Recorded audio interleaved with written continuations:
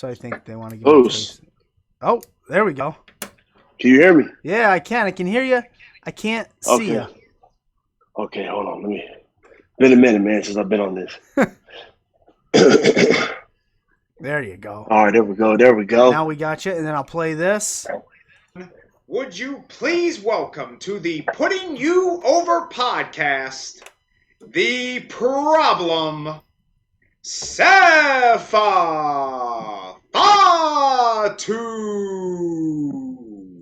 Phenomenal. I like that. Yeah, that's our hype man. Thanks for giving us your time tonight. Welcome to the show.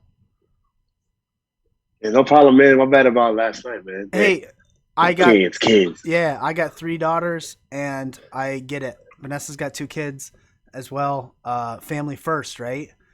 Family Yes, sir. first, for Always. sure. Yeah. So we're really excited about this. You're from wrestling royalty. We'll just get that right out of the way. You're wrestling royalty. Do you feel the pressure when you get in the ring? Always, man. I feel like I walk in there with a chip on my shoulder. Yeah. Because my family, man, they've been doing this for 75 plus years, Yeah. and everybody that's came in this bloodline, they made a name for themselves in this business, and they created their own legacy. So when you got somebody else, for example, like me, it's like, okay, how can I like, make my name in this family and in this business? How can I, carry the bloodline on my shoulders? Yeah. So yeah, man, it's a lot of pressure, man. For sure. Like, when you first got into it and you first started. Now, first of all, you didn't want to wrestle at first. You played football. Nah, Canadian I football. wanted to play football. Yeah. Nah, yeah, just college, man. I wanted to play football, man. I wanted to be because everybody was going to wrestle. Yeah. Nobody played did professional football in my family, so I was like, man, let me go that route. Yeah. So I try to go there, and things just slowly but surely shifted over to wrestling, man. Yeah. Yeah. What's that call like to your dad when you tell him, "Hey, pops, I want to start training"? He had a long pause. Called him. I was like, yeah, Dad, I want to wrestle. And it was like a minute pause, and I was like, hello. He was like, yeah, man, I heard you. I just make sure you finish school first. So that was the main thing. My brothers and my dad, they wanted me to finish college first. Yeah. So I finished it, and I was like, all right, y'all can't say no to me now. Yeah. I'm ready to learn the business, start training, man. So, I moved down there to Knox Pro, and he started training. Nice. Did you find, like, when people hear, oh, it's Sefafat, he's the third Uso? Did you hear any of that at first? Like, your Usos 2.0, you talked about making yourself stand out and making a name. Did you find that early on? Well, a lot of people, I think for those fans, man, that have never seen me work, right? They throw in that name, Uso 2.0. Yeah. It's a knockoff Uso. But for those that have seen me work, like, I move different in the ring than them. Like, I got a different type of swagger. Like, yeah, obviously we look alike, we dress alike, but like I said, for the fans that see me work, I'm bigger than them. Yeah. I'm like, my body is like built different than them.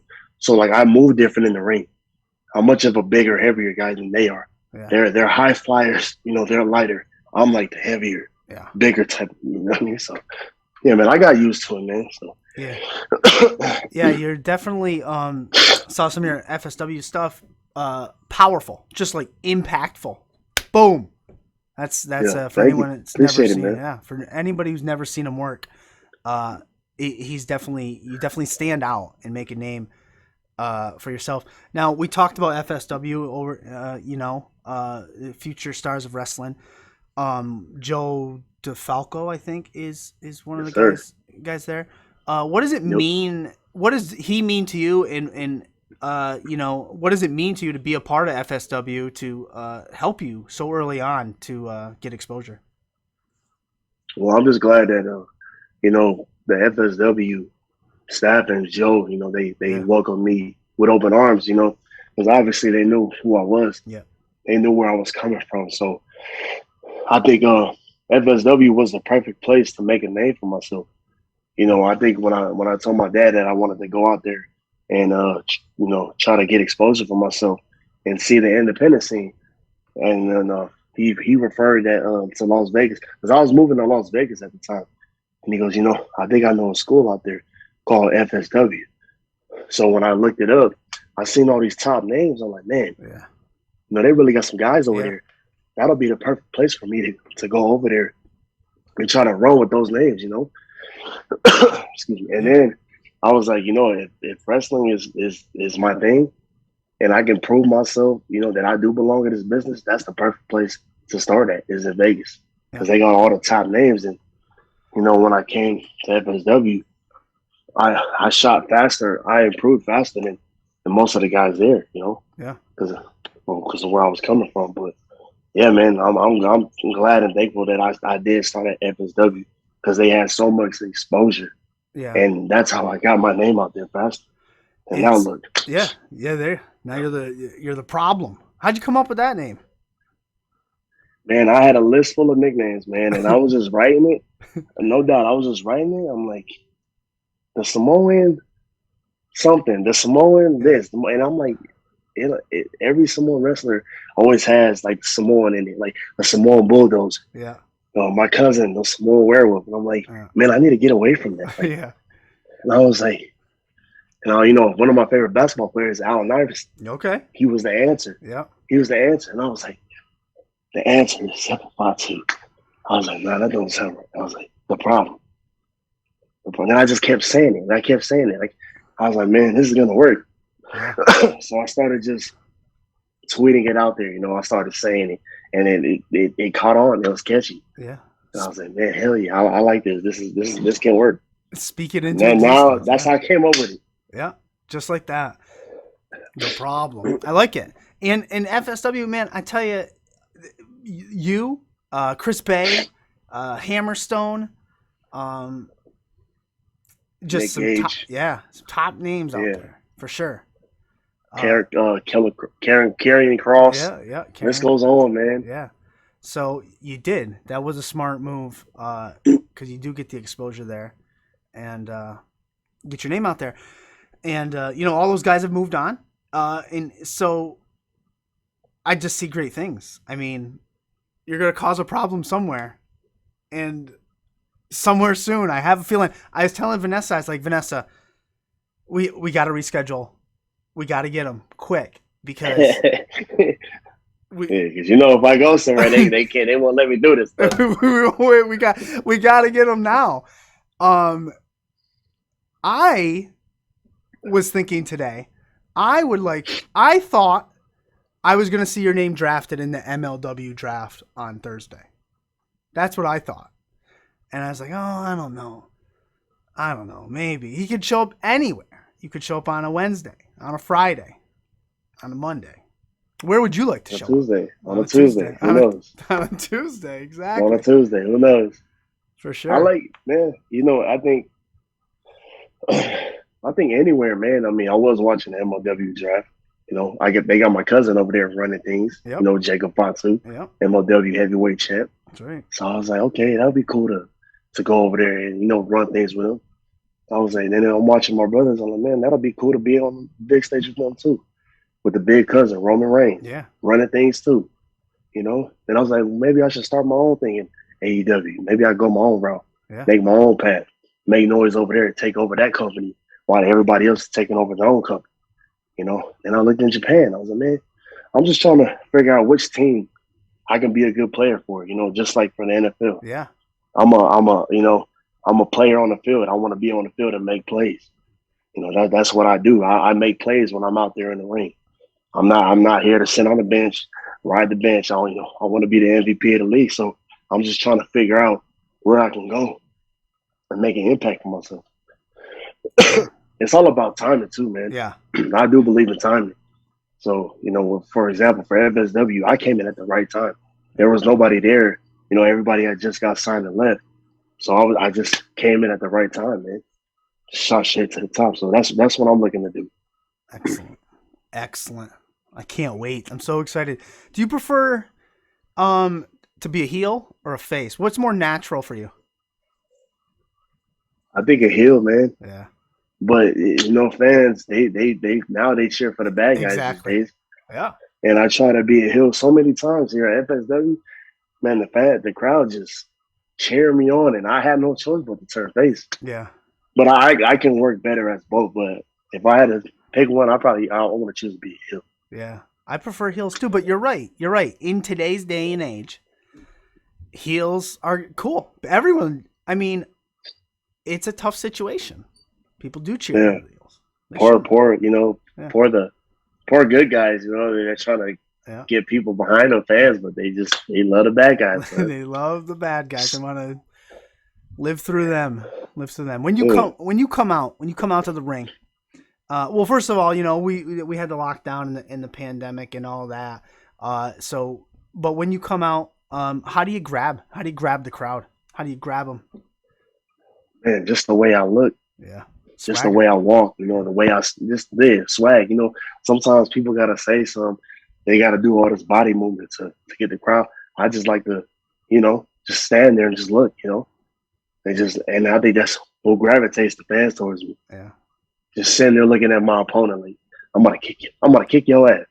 But like how the way I walk to the ring, just always staring at my opponent. I don't say much, man. Don't need to. I just let my actions speak in the ring. For sure. So yeah, man, that's me. Quiet, yeah. Man of little words. You don't need them. You don't. Quiet but loud in the ring. Bam. Quiet but loud in the ring. Your dad, phenomenal dancer. Has he always been? I taught him that, man. I taught him those moves. I taught him all that. I taught him how to pop lock and do all that. Yeah. Can he still move like that? Man, Pops can still move to this day. Yeah. We had a show last weekend, man. He was, and I'm like, man, and I still don't know how to do none of that, man. I started watching your moves, I still don't know how to dance. Like, still got it, man. Man, I tell you, when you started training at Knox Pro in 2018, but you grew up in it, so you've been taking bumps since you were probably 4. Yeah, man, it's I think that's what helped me elevate my game so much faster than a lot of the guys in the back. Was I've always been around it, like I was doing it for fun, but we were doing it so good, like me, my cousins and my brother, like we were really throwing moves in there. Yeah. But once I got to Knox Pro, now I needed to do it the right way. Right. Learn how to do it, learn how to bump. I was just doing off the instinct, right. On the beds and the trampoline. But once I got it down there, it was like second nature to me, man. It was easy to get down. I was such a natural at it. It didn't take long enough for me to learn the basics and stuff like that. How long after you started training did you get your first match? I started training in October, and then I came down to FSW the year after, October, September, something like that. Yeah. Wow. And boom. Right shot up from there. After one of your matches, I'm always of the belief, and I just told this to my daughter tonight after she had 2 softball games. I said, how can you get better? You can always get better. There's always room for improvement. So after one of your matches, what do you look for? How do you go back and analyze it, find ways to get better or what you could have done better? Yeah, man. Usually, when I'm in the ring and I'm tired, and when I go back and I watch it on film, I go back and I see how it looks on film. Okay, maybe I need to like do this a little bit more so I won't look tired. Maybe I need to throw my punches a little bit harder so they don't look tired on film. Because everything, if you don't throw it with intensity in the ring where you're doing it, it looks sloppy on film. Yeah. And you never want to look sloppy on film. So just be in shape, man. Just making sure you're in top shape.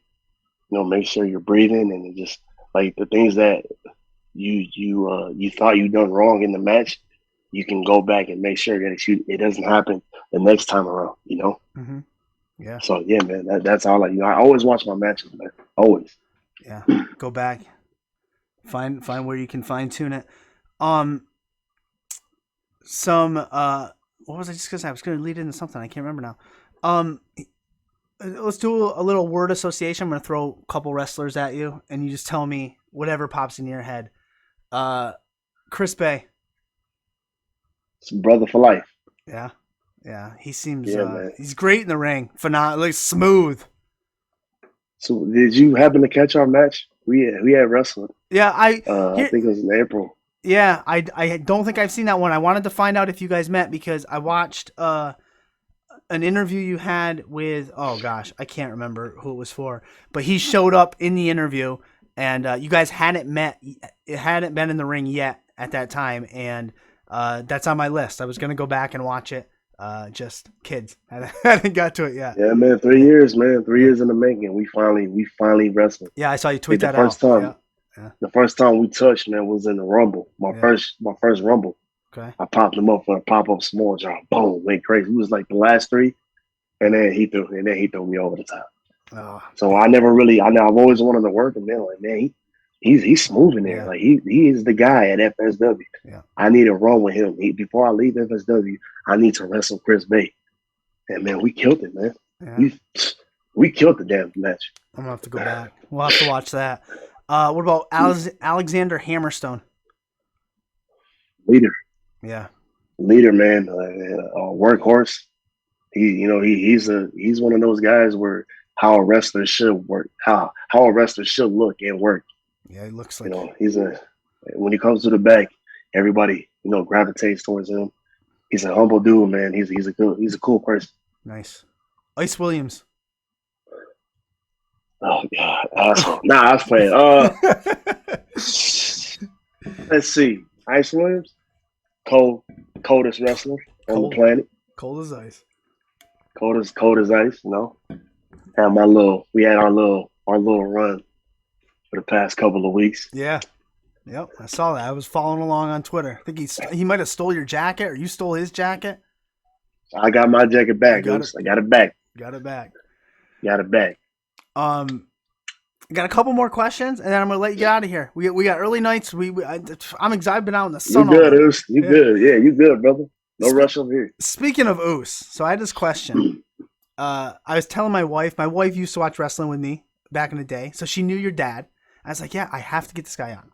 It's one of Rikishi's songs. I have to get him on. And I was like, he called me Oos, like when we were emailing and DMing, and I was like, can I say that? Can I call you? Can I say Oos to you? Like, how does that? Yeah, of course, man. I can. All right. Yeah. And I don't like saying bro or bruh. So it's Oos. Oos. I even call the girls Oos. Hey, what up, Oos? In the backstage, they say it back. Yeah. What's up, Oos? Nice. Yeah, all right, man, I'm gonna have to work that in. I'm gonna have to figure out ways to work that in. Yeah, man. And my next question, I wouldn't be doing my due diligence. Is Roman your tribal chief, or are we just heading towards this big, huge tribal war? I'm not in the WWE, so he ain't my tribal chief. Good answer. It's a good answer. I mean, he is my cousin, though. I'll tell you that. If you're watching this, he is my cousin. I love him, but I'm not in that little family drama, man. I don't like to be in that family drama. Yeah. I do my own thing. I got my own stuff I need to worry about. There you go. Excellent. Love it. Man, I see great things. If no one's seen him in the ring, haven't seen any of his matches, just go find him. Just YouTube him and watch him, because he is different than his brothers. Powerful, more like Jacob than Jimmy and Jay. The pop-up Samoan drop is my favorite. It's just powerful. Bam. Yeah, man, that's a tribute to my uncle Eki. A great Umaga, man. So yeah, that was his move, man. He the one that advanced it, and we took it and ran with it. Yeah, man. So yeah, you've been great, Sefa. You've been phenomenal. But something we do at the end of every show is I'm going to give you the mic. You know how to cut some promos. You're charismatic. I'm going to give you the mic. You can say anything you want. You can put over anything you want. You can bury anything you want. I don't care. The floor is yours, Oos. First of all, I just want to say thank you, Oos, for having me on this podcast. I'm putting you over. For the fans out there, I just want to say thank you Thank you for always riding with me, the love and support.